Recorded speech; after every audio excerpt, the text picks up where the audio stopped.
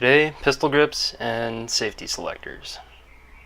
I got a little spread in front of you, and the reason we're doing the two together is because the pistol grip holds the spring and detent in place that holds the safety selector from falling out the side, so it's pretty straightforward.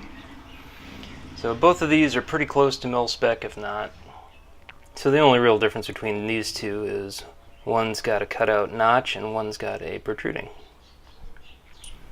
And the one on the left has been used in the past and was kind of tight, so I want to give the one on the right a try and see if that one's a little looser. The one on the left was from the Aero parts kit, the one on the right is from a Brownells. And then there's the spring and detent that's going to go up through the bottom of the receiver and click into place, and those two depressions there, so you can have a positive safe or fire selection. And the most obvious upgrade to the safety selectors is to have it ambi so that it rests in here, and then you would have access to it on the other side as well. But I don't know. I'm a traditionalist, so we're going with what we got. Hey, get out of here. Hey, shh, yeah, come on. And we've got a A2 mil-spec handguard and the Magpul MOE pistol grip that came with the Matrix kit that I got all my furniture with. This is going to be a pretty easy procedure today. It just takes a couple of Allen wrenches. And the only risk we run is that we bind up this spring. So we pop it in there. It goes in that hole in there, and then you have to set this in place with the detent in, and you get the idea. Because it goes in at an angle, it's easy to bind it up. Alright, and as a bonus, while we're at it, this particular receiver has a second screw right there, and if you look inside, that goes right under the lug that holds the upper in place.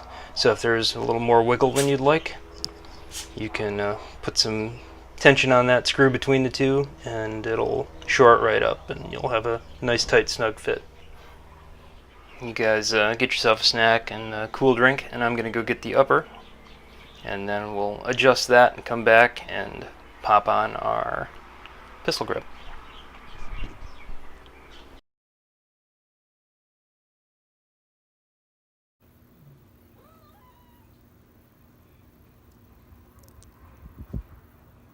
This will be a little awkward, and we'll ruin the surprise for later for what I'm choosing for my upper components, but I think it's worth checking out.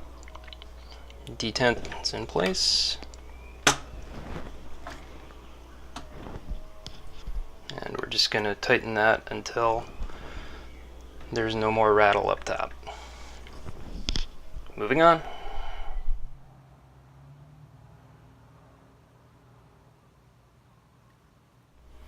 And a quick lesson I did learn is if you have it sticking up too far, it's going to put a lot of tension on the takedown pin, and it's going to be harder to break down. So you may need like a Bic pen or something soft to give it a whack. But I backed it off by just a fraction of a turn, and it seems to be good to go and still keeping things nice and sturdy. So we'll try out this older safety first and see what kind of fit it is. As you can see, it just goes right in there, and you drop your detent in the hole, pointy side down,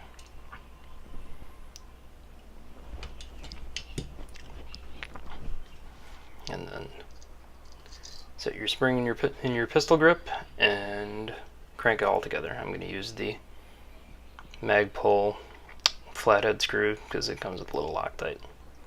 Alright, I'm sure this will go flawlessly. That was straightforward, although I did have to get rid of my 6-in-1 and go with a more persuasive screwdriver. I couldn't quite get the 6-in-1 down in the well to get at the screw. You know you got it nice and tight when the detent spring's not banging it back down at you. So there we have our safety selector installed, currently on safe. Currently on fire. It's a little looser than the other one was, so I like that. And you know you've got this in place when the spring from the detent isn't popping it back at you, and this is rock solid. And It's a little flashy for my taste, but I think I'm going to go with it. One of the selling points of this particular pistol grip is that it's got a compartment that you can use to put a little oil or batteries or whatever you want in there. They've got attachments for it. And some people don't like having the finger grooves that the classic A2 pistol grip has. This one's got a little bit of a beaver tail as well, and I don't know if that's helpful or not. I can't really tell the difference. I do prefer this grip for bench shooting because when I use the mil-spec grip, I feel like I'm just hanging off that trigger groove. So, there you have it. Fire. Success. And safe. And we'll have a look at some of your other pistol grip options. Although 90% of them that you see out on the range are going to be this MOE or the mil-spec one. And, you know, you can get these things about for free.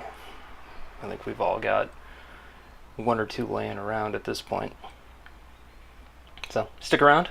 We'll talk about selector levers and pistol grips. Well, we mentioned the ambidextrous selector levers earlier, and here's an example of that. And these things seem to run about 25 bucks. You want to go for that fancy minimalist one that you're seeing now. That's about 57, and they call it badass, although the function seems to be the same, so I guess it would be more of a comparable ass.